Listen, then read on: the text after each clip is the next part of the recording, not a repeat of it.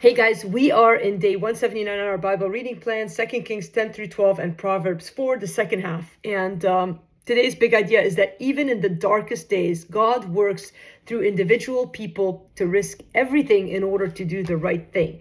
I had to pull out a family tree in order to sort of keep the relationship straight. But starting off in chapter 10, Jehu, remember the man who Elisha had anointed in the hidden space in the upper chamber, he was given the commission to kill all of the Baals. And so his job was to get rid of the line of Ahab. And this was sort of what God had spoken through or promised to Elijah. And now Jehu does that, and he starts off really well, and it's a big slaughter. And I know sometimes it's hard to read these stories. You go, how? But there's, remember, the whole point of Christ later is that and why he's so precious to us is that is the price of sin. The cost of sin is this death and slaughtering.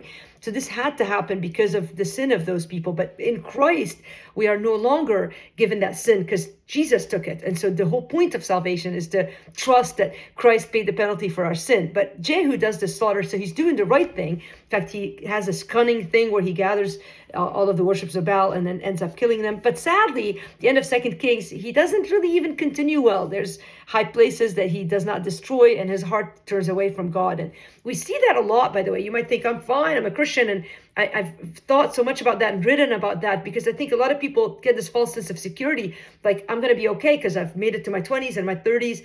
And listen, the Christian walk is a long obedience in the same direction because it's day after day after day until you see Jesus face to face. It's not meant to be hard. It's just a reality. And we see this in the Old Testament where kings who start off good end up bad. And we're going to see that in Joash in a minute. But then we meet Athaliah. So you've got Jehu in Israel getting rid of the line of Ahab. Now, Athaliah is related to Ahab. She's the daughter of Ahab and Jezebel, but she's not technically in the line. So she's now in Judah, and she reigns in Judah. So Jezebel and Ahab have a baby, Athaliah. Jehoshaphat and his wife have Jehoram. So Athaliah and Jehoram have Ahaziah, who gets killed by Jehu.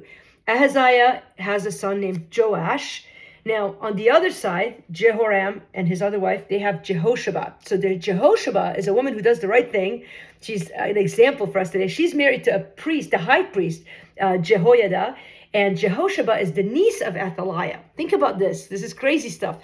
And so Athaliah reigns, and she wants to destroy all the, she's like in charge, gets rid of everybody who's a threat to the throne, except for Jehoshaphat, this woman who is faithful, married to the high priest. She hides Joash, the son of Ahaziah, who's the grandson of Athaliah. Anyway, she hides him, and at age 7, they bring him out of hiding, and he starts to rule, and he does what is right for a long time and follows the ways of the Lord, but eventually, again, turns from the Lord. And if you want to read the parallel to that in 2 Chronicles chapter 24, you'll see how his story ends. We get a taste of it in 2 Kings chapter 12. But again, a reminder that you can start off good. And what changed in the life of Joash is that the high priest Jehoiada, who was his mentor, died, and after his death, he did not continue in the ways of the Lord. So he was assassinated.